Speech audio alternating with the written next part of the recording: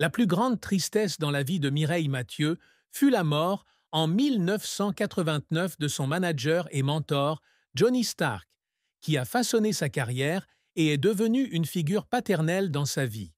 Johnny Stark, qui avait managé Johnny Hallyday, a découvert Mireille dans l'émission Jeu de la chance en 1964, alors qu'elle avait 18 ans. Il a reconnu sa voix particulière et est devenu dès lors son mentor, lui apprenant à marcher, à chanter et à parler en public. Sous la direction de Stark, elle est devenue une star internationale, mais leur relation était plus qu'une simple relation de travail. C'était aussi un engagement profond. Lorsque Stark décède d'une deuxième crise cardiaque à l'âge de 67 ans, elle se prépare pour une représentation au Palais des Congrès à Paris. Elle a reçu la nouvelle par un appel de son assistante Nadine Joubert et a eu l'impression que son monde s'écroulait. Elle retourna à Avignon, se tint devant la tombe de Stark, où il avait été enterré selon ses souhaits, et pleura la perte de l'homme qui avait cru en elle et l'avait soutenue depuis ses jours de pauvreté. Je me sentais comme une orpheline, confiait-elle dans une interview accordée à France 3 en 1990, la voix brisée. Cette douleur s'est aggravée lorsqu'elle a dû faire face à l'héritage juridique complexe de Stark, qui a pris des années à résoudre, et au vide de n'avoir personne pour la guider. Malgré la poursuite de sa carrière, elle porte cette tristesse en elle, mentionnant fréquemment Stark dans des chansons comme Une place dans mon cœur en 2005, en guise d'hommage. La carrière de Mireille Mathieu est un voyage qui s'étend sur plus de 6 décennies, avec des sommets éblouissants et des vallées mémorables. Ayant grandi dans une famille pauvre d'Avignon, elle a dû travailler dans une papeterie dès l'âge de 13 ans pour subvenir aux besoins de sa famille. Après avoir abandonné l'école en raison d'un conflit avec son professeur qui l'obligeait, elle qui était gauchère, à écrire de la main droite. Malgré les difficultés, elle n'a pas abandonné sa passion pour le chant, apprenant à chanter auprès de son père, amateur d'opéra, et se produisant dans la chorale de l'église. En 1962, elle participe à un concours de chant à Avignon, mais ne le remporte pas et doit attendre 1964 pour remporter le premier prix avec Jézabel d'Édith Piaf. Cette victoire lui vaut de participer à l'émission Jeu de la chance sur Télédimanche en 1965, où elle fait forte impression. Johnny Stark la signe et elle fait ses débuts à l'Olympia le 20 décembre 1965, interprétant 3 chansons de Piaf. La presse la surnomme Piaf d'Avignon, et son premier album en direct de l'Olympia, en 1966, se vend à plus d'1 million d'exemplaires, faisant d'elle une star internationale. Des tubes comme Mon Credo, C'est ton nom, et La Paloma Ad ont dominé les charts en France, en Allemagne et en Russie. Durant les années 1970 et 1980, elle étend sa carrière à l'international, se produisant au Carnegie Hall en 1967, à l'Universal Amphitheatre de Los Angeles en 1975 et au Ice Palace de Saint-Louis en 1980-2004. Elle est la première artiste occidentale à se produire en Chine en 1986, attirant des millions de spectateurs.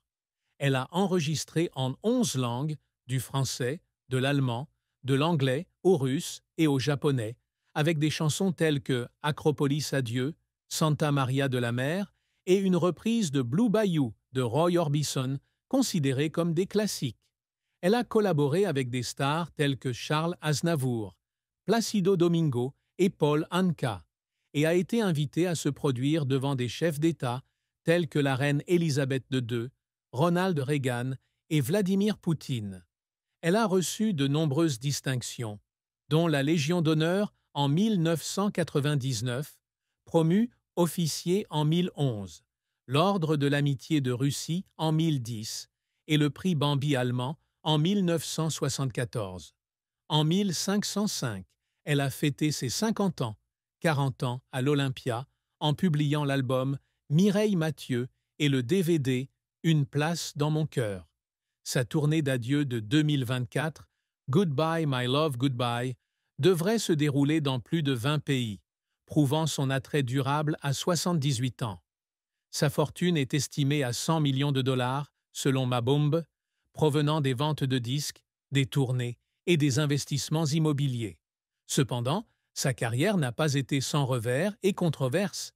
L'album The Americans de 1990, une tentative de modernisation de la musique après la mort de Stark, a été critiqué par les critiques pour son manque d'émotion, la laissant blessée à la lecture des articles.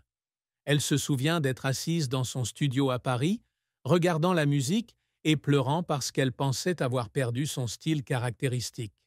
En 1992, un spectacle au Palais des Sports de Paris a eu un public moins nombreux que prévu, la laissant se demander si elle avait encore du charisme.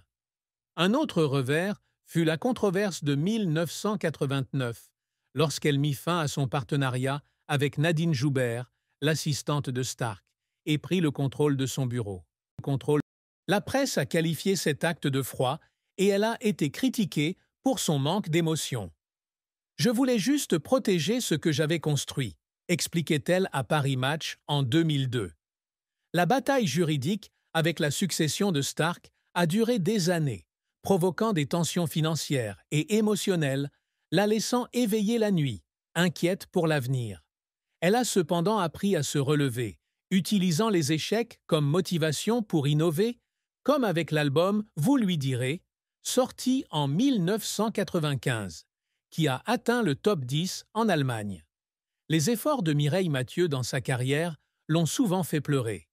Lors de la préparation de Mon Credo en 1966, elle a travaillé sans relâche sous la direction stricte de Stark, apprenant la prononciation et l'interprétation, et pleurant après la première diffusion lorsqu'elle a entendu le public applaudir.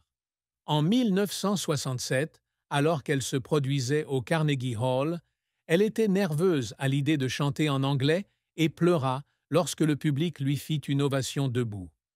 En 1986, alors qu'elle préparait un spectacle en Chine, elle a passé des mois à apprendre à communiquer avec le public asiatique et à pleurer en les voyant chanter La Paloma Ad.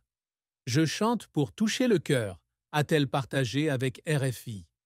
En 2005, alors qu'elle célébrait son 40e anniversaire à l'Olympia, elle a pleuré sur scène lorsque le public lui a présenté un disque de Ruby, ressentant l'amour après 4 décennies.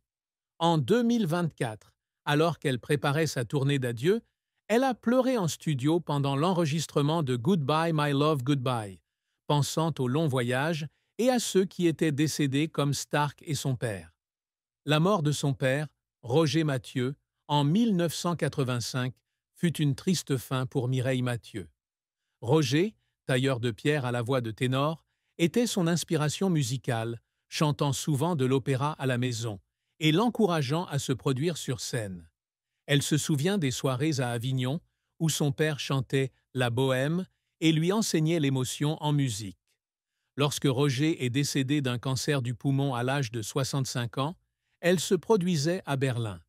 Elle a reçu la nouvelle par un appel de sa mère, Marcel, et a eu l'impression que son monde s'écroulait.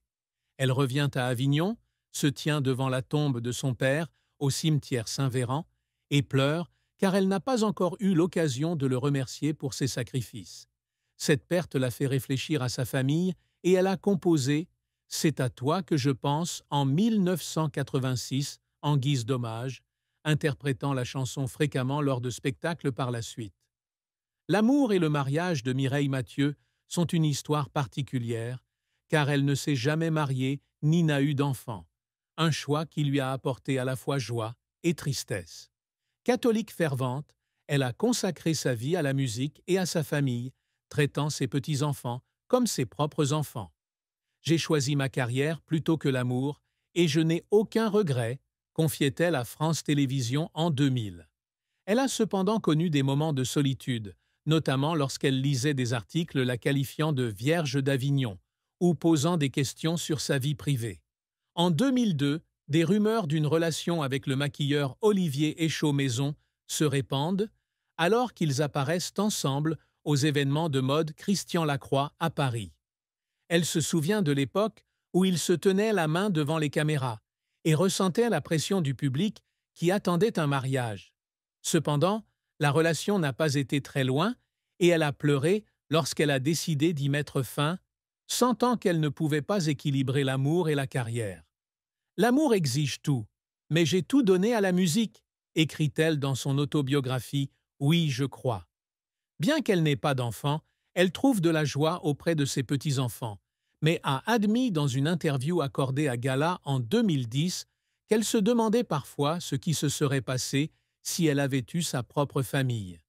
Cette tristesse n'est pas un regret, mais l'acceptation d'un chemin solitaire mais passionné.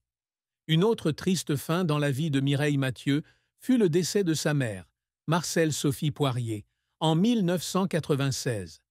Marcelle, réfugiée de Dunkerque, fut son soutien moral, la soutenant toujours malgré la pauvreté de la famille.